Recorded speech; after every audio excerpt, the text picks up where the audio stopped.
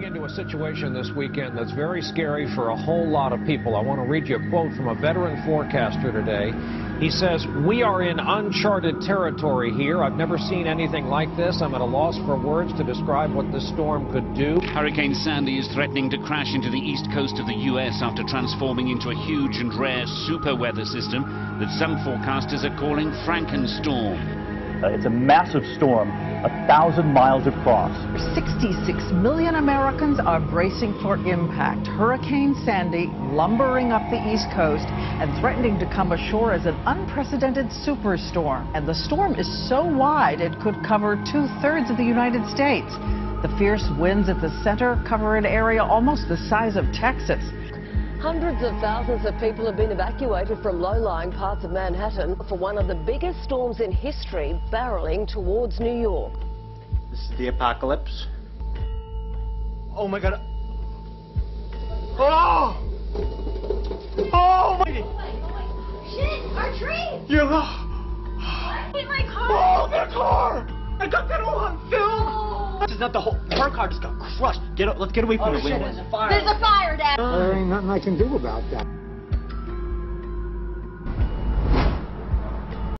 Welcome back to our continuing coverage of the aftermath of Hurricane Sandy. You're looking at pictures from the National Guard, the coastline of Seaside Heights. Houses buried in the sand, sand washed into homes at least 100 yards from the normal high tide line. The Jersey shore suffered what New Jersey Governor Chris Christie describes as unthinkable devastation. Practically no street left that makes this point accessible. There are fires burning in the area. Atlantic City's famous boardwalk just collapsed. Now, we're working to confirm this information, but the boardwalk has been mostly deserted this morning, but people have been boarding up shops and looking at the huge waves coming in.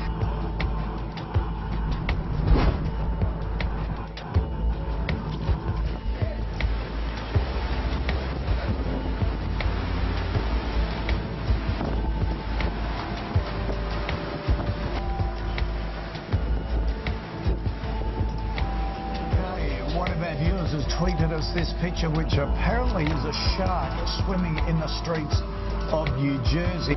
Seaside Heights has been destroyed.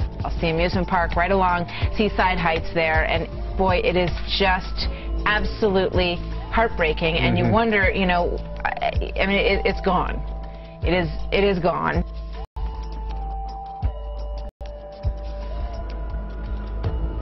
The roller coaster, you know, the Ferris wheel in the ocean. At least 59 people are now dead. 6.23 million customers still without power. National Guard troops are being dispatched to places like Hoboken, New Jersey. The destruction too widespread for words. Home to the longest non-commercial boardwalk in the state of New Jersey, and you can see the remnants of it at the waterline. The pounding surf tore off each and every board. That is the lower end of Manhattan. We have not seen anything like this in 9 years. In August of 2003, the great blackout happened in the Northeast and New York City went black. This is the next time. The great storm of 2012 has done it this time. Lower Manhattan remains eerily dark and partially underwater. Across the Northeast, more than 6 million Americans are without power. Parts of New York City underwater. In New York and New Jersey, people lost their lives to a superstorm of freakish dimensions. People are wondering why this is happening. Oh, I missed it! What's going on? I don't know what's going on. It's a hurricane. What the hell is this?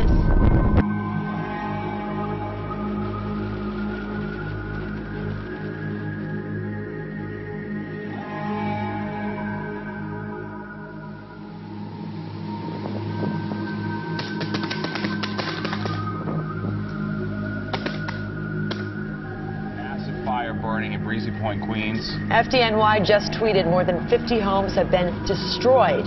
The fires are still burning. Firefighters are having a problem getting a stream of water on the fires, unfortunately, throughout the day. They can't get there. They can't get water on it, and the winds are whipping the flames. It's really, you know, the worst case scenario all over. There's water everywhere and embers flying. It's like the apocalypse has hit. I mean, Like there's that fire, we've evacuated. This is real.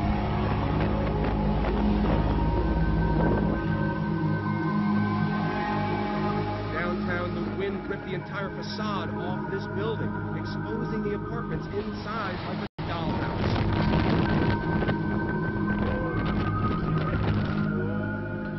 For the first time since 9/11, bridges and tunnels leading in and out of the city are closed.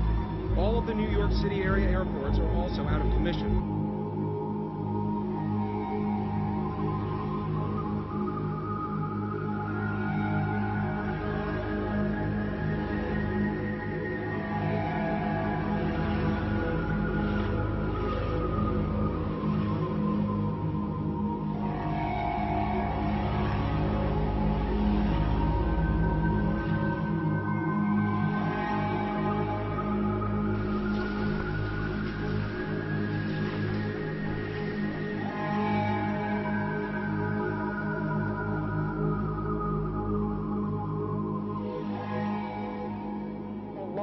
Tanker ship washed up on the shores of Staten Island. This is a live look right there. What does a 14-foot storm surge, a 20-foot storm surge do?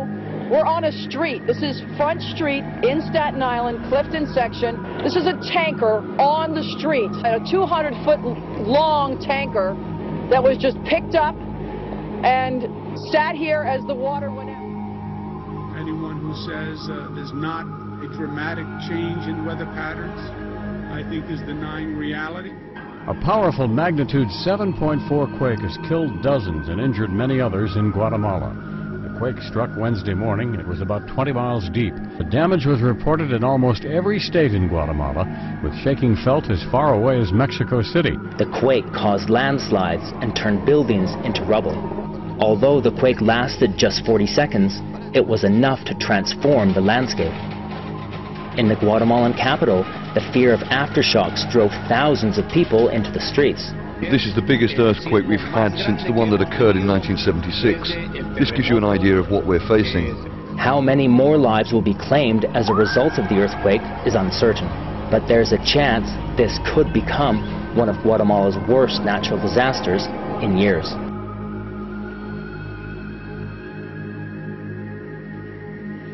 It is the second storm moving in on an already battered East Coast. It was just 9 days ago when Superstorm Sandy cost the eastern seaboard dozens of lives and billions in damages. And tonight, fresh stress and pain as a snowy nor'easter rips across New England down to Maryland and Delaware, blowing sleet and snow into Sandy's open wound. Winds gusted up to 100 kilometers an hour and up to 20 centimeters of snow fell in some parts. Around 750,000 people are now without power or water, living in freezing conditions. Even as we were cleaning up the damage from yesterday, Sydney has been belted by another brief but ferocious spring storm. The violent sill whipped through after lunch, lasting just long enough to drench our royal visitors. Well, Charles and Camilla escaped a tornado warning as they left Hobart, only to be caught up in Sydney's unpredictable spring weather. Outside, something extraordinary was going on too. A huge electrical storm right over the Prince's Path. It was like the heavens opened up just on cue. Parts of Sydney are being lashed by severe storms right now, packing strong winds, tearing down trees and leaving one man trapped in his car by live power lines. The Bureau recorded 107 km/h winds as well as hail and heavy rain. 18 millimetres fell in just 15 minutes at Penrith. At Campbelltown, the wind picked up debris, launching it through the air. It also hit Bankstown, Liverpool and Ingleburn, dumping large hailstones. In Venice at the moment, it's difficult to tell the difference between streets and canals. The Italian city is languishing under 1.5 meters of floodwater after a weekend of heavy rain. Experts say there have only been 6 floods of this depth since 1872. Venetians are used to high tides, but they have rarely seen anything like this. On Sunday morning, they woke up to a city submerged by 1.5 meters of water, one of the highest tides on record.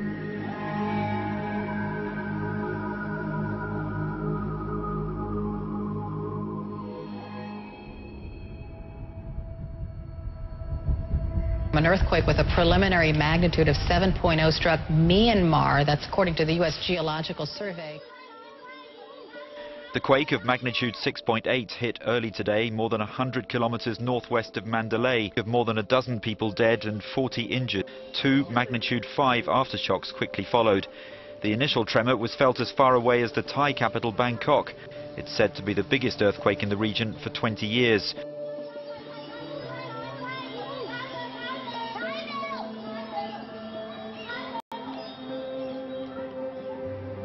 Late last night, this suburban community outside of Indianapolis was rocked from their beds when a blast obliterated 2 homes and ignited several others. Nearly 200 people were forced to quickly flee into the streets. An explosion so intense, at least 2 people are now dead and at least 8 others injured. The blast could be felt for miles. Firefighters rushing to the scene. Witnesses say you could hear the screams in the night, families huddled outside. But people say they could hear and feel it close to 3 miles away. What used to be 5 homes less than 24 hours ago are nothing more than rubble. At least 80 homes severely affected by the blast. Authorities are working with federal authorities here in Indianapolis to try and figure out exactly what happened and what caused the massive devastation.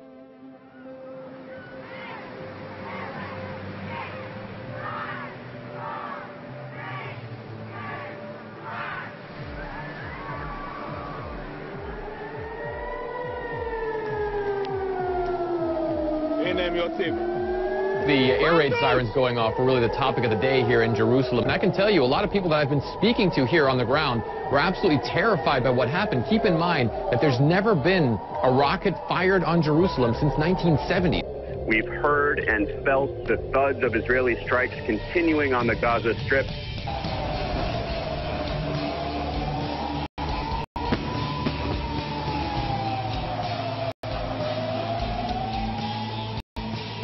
And turning to developments overnight in the Middle East, violence erupted for the 3rd day. Nearly 100 Israeli rockets slammed into Gaza.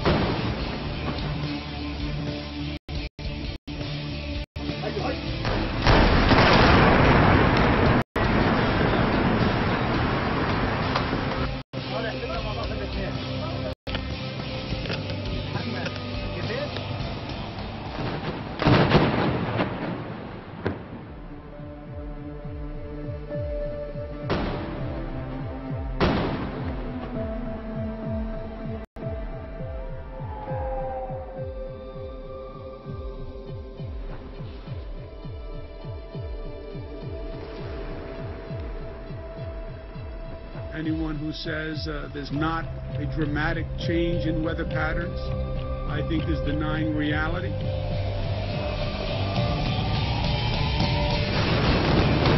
Israel's bombardment of Gaza continued, with plumes of smoke rising and explosions echoing across the city.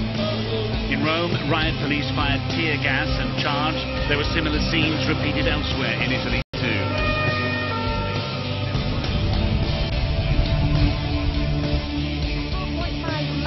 Earthquake has jolted northwest China's Ningxia autonomous. Today we learned some facts about how this Earth is changing and how fast. Polar ice sheets in Greenland are melting at 5 times the pace of just a few years ago. New research concludes that Antarctica is melting. Sea level rise is happening 60% faster than the United Nations predicted in 2007.